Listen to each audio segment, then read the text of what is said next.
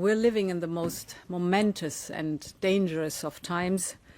I do not need to describe the grave nature of the threats that we face or the devastating consequences that we will have to endure if those threats would come to pass, because the question is no longer whether Europe's security is threatened in a very real way or whether Europe should shoulder more of its responsibility for its own security.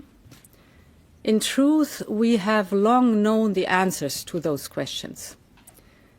The real question in front of us is whether Europe is prepared to act as decisively as the situation dictates, and whether Europe is ready and able to act with speed and with the ambition that is needed.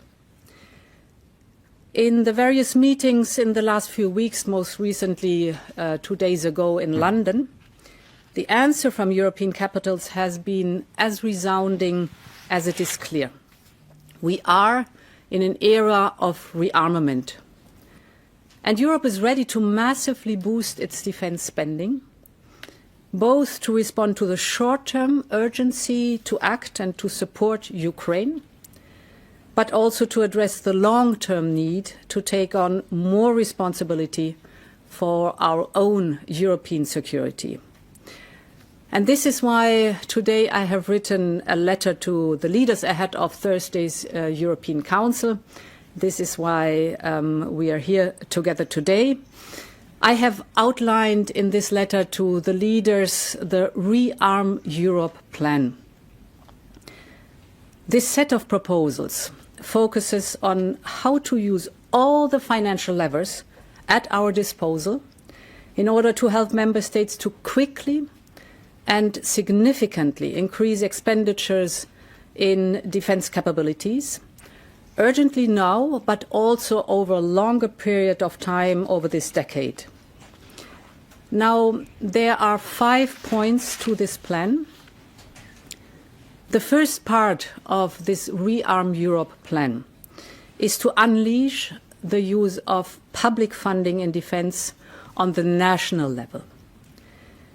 Member states are ready to invest more in their own security if they have the fiscal space, so we must enable them to do so.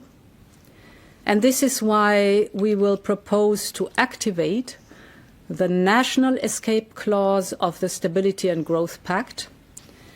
This will allow member states to significantly increase their defense expenditures without triggering the excessive deficit procedure.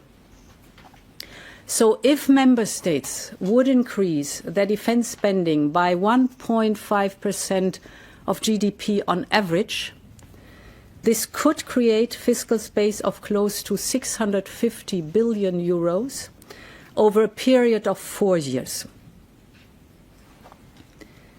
The second proposal will be a new instrument. It will provide 150 billion euros of loans to member states for defense investment.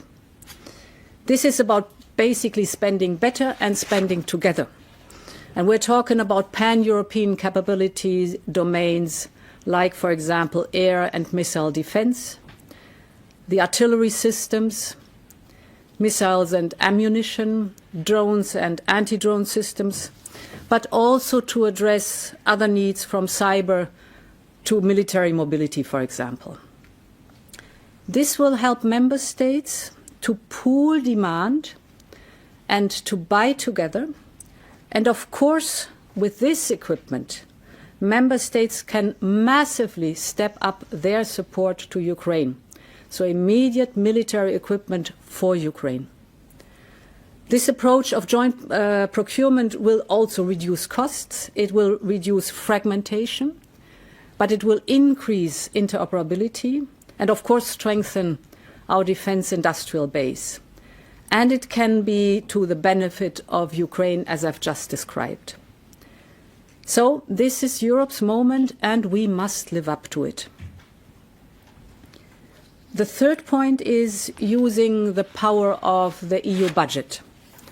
And there's a lot we can do in this domain in the short term to direct more funds towards defense-related investments.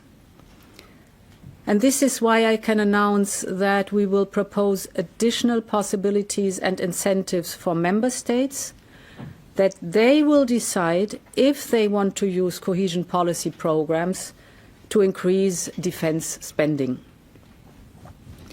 Now, the last two areas of action aim at mobilizing private capital by accelerating the Savings and Investment Union and, of course, through the European Investment Bank. So to conclude, Europe is ready to assume its responsibilities. Rearm Europe could mobilize close to 800 billion euros of defense expenditures for a safe and resilient Europe. We will, of course, continue working closely with our partners in NATO. This is a moment for Europe, and we are ready to step up. Thank you very much. Madam President. Thank you. No questions today. No questions today. There will be later on possibilities at the latest at the European Council at the press conference. So no questions.